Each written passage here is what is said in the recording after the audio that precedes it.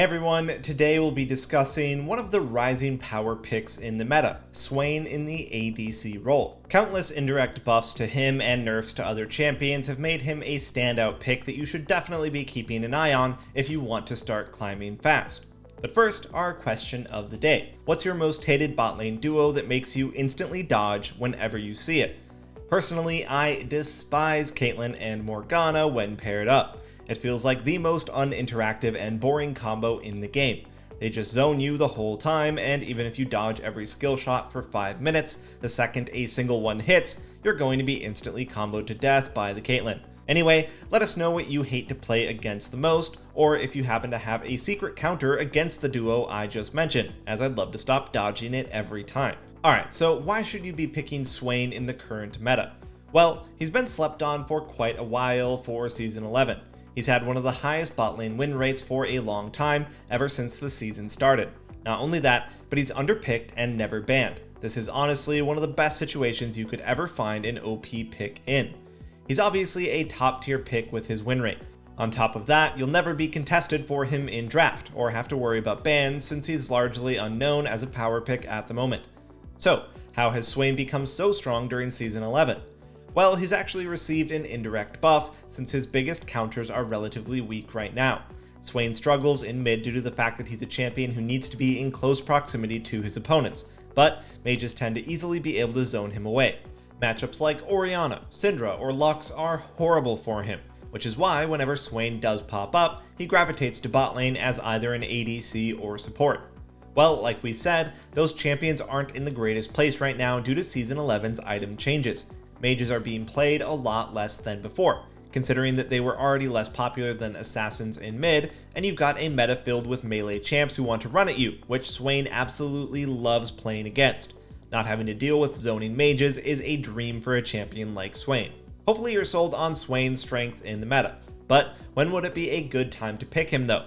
Well, that's really simple. There are only two things you have to look out for when thinking about drafting Swain. First, make sure that your team has at least 2 good sources of AD damage on the top side of the map. Having an Aurelia top and a Zed mid, for example, is more than enough AD so that your team has a nice damage composition. We really don't recommend forcing Swain in situations where you'd have 4 sources of magic damage. The enemy team would just stack MR and you'd be miserable dealing mediocre damage in fights. The other condition that you should look for is having a support with some form of reliable CC, mainly engaged supports.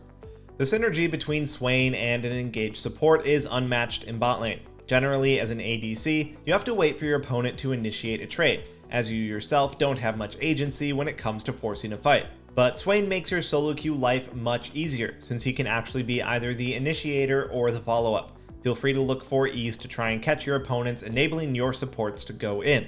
Likewise, he follows up even better than an ADC when his support is the one engaging, thanks to his passive pullback. Chaining CC off your support's engage is easy and allows a lot of playmaking potential. As a quick reminder, if you want to improve fast and get the rank that you've always wanted, then check out our hyper improvement system at SkillCapped.com. We have professional courses by top players, Smurf commentaries where a challenger player walks you through how to climb out of every rank from iron to diamond, and we upload tons of new, exclusive guides to our website every week. In fact, we're so confident that you'll improve using our system that if you don't climb at least 5 divisions while actively using SkillCapped, you can claim a full refund, so there's no risk. What are you waiting for? Check out SkillCapped.com and get the rank that you've always wanted. Link in the description below. Okay, so how do you actually play Swain? Let's talk about what you should be doing at all stages of the game to maximize your success. The very first thing that you should do upon spawning into the Rift is immediately tell your support to chill out for the first few levels. As an ADC, you're probably aware of the 2 types of supports that you're likely to encounter in solo queue. There's the Enchanter players, who will sit behind you the whole laning phase, not try to do anything, and only offer you a shield when trades occur. You definitely don't want to pick Swain with these types of supports. But then there's the other side of the spectrum with overly aggressive supports. You know the ones, where you're playing Jinx against Draven, but your Thresh insists on looking for trades all the time. You will prefer these types of support players as Swain, but you do really need to communicate early with them to make sure you're both on the same page. Keep in mind you may be learning how to play Swain, but your supports will have no idea how to lane with you. When you load in, it's very beneficial for you to simply tell your supports to chill until level 3 or at least level 2. If you don't tell them that, then unrelenting support players who always want to fight may trade overly aggressively when you can't really offer much help as a mage. Your autos provide nothing compared to an ADC, and you should really be avoiding early extended trades before you've unlocked your full combo. Otherwise, during the early laning phase, once you have your combo unlocked, then you'll want to fish for ease in lane. Landing a single one could enable your support to follow up with their own CC and score an easy kill. But when you're not the one setting up kills, then just play as a typical ADC would. You farm, and if you really aren't finding any plays, then you can obviously just follow up on your support's plays. Keep in mind though that if it doesn't seem like you'll 100-0 the target you're engaging on, then you should back off rather quickly. As a mage, you are out of damage once your abilities are down, so don't force overextended trades where an ADC will have the advantage over you with their consistent auto attacks over time. It's easy to know this yourself, but expect your supports to mess this up unless you're duo queuing. As an example, Thresh missed positions too close to Set after going for a hook on him. That allows Set to counter-engage onto Thresh, and there's no way Swain can match the damage output of an early Draven, so they lose the all-in. With his support's death, Swain eventually gets corralled under his tower and dove, resulting in a horrible early death. Looking back, this wasn't really Swain's fault. He immediately kited back after pulling Set, knowing that they don't win an all-in fight. Thresh, on the other hand, wasn't aware of how badly they would lose. This is why communication with your support is so important early on, to let them know how they should ideally look to play with you. Alright, moving past the early game into the mid stages of the match, and your game plan is going to become incredibly simple. Swain isn't particularly good at farming jungle camps or waves. You can still farm pretty quickly, but be aware that you'll obviously never farm as quickly as an ADC can on Swain. Therefore, the number one thing that we would advise you to focus on during the mid game is dragon control. Swain benefits greatly from all of the buffs, and the team with Swain will likely have better early teamfighting than the team with an ADC who is still looking to scale. Swain thrives at the small skirmishes that happen around early dragons. He has a lot of setup for his team with his E and passive, while also providing a ton of damage and zoning once he presses his ultimate. Your ultimate tends to have a very long CD before you get a few CDR items though. If you find yourself without ult during a dragon fight, then you should position as a backline mage, playing off your teammate's CC and trying to land long range E's and W's. You'll still provide a ton of support, and even without ultimate, you could arguably be more useful than a typical ADC at this stage of the game. Then, once the late game finally rolls around, things get even simpler for you. All you have to do is run around with your team looking for team fights that you should absolutely crush.